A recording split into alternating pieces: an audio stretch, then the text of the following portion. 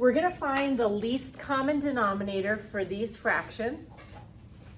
And in these first few examples, part one, the denominators are what's called relatively prime, meaning they don't have any factors in common. If we had just plain numbers like 2 and 3, the number 2 and 3 are relatively prime because none of the same numbers fit into them.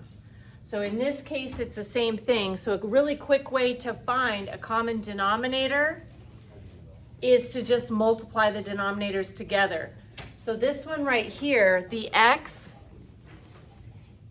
it needs to have the 5x plus 9. And then this denominator of 5x plus 9, it needs the x.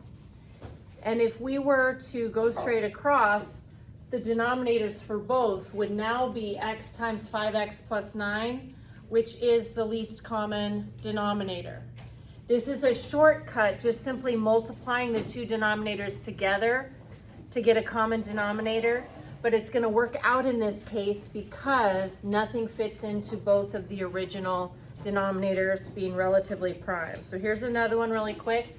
Like I have x plus 2 in that denominator, so let's multiply it by the 2x, and then the 2x we could multiply by the x plus 2, and by multiplying the denominators together, both of them end up with the same denominator, the least common denominator, which is going to be 2x times x plus 2.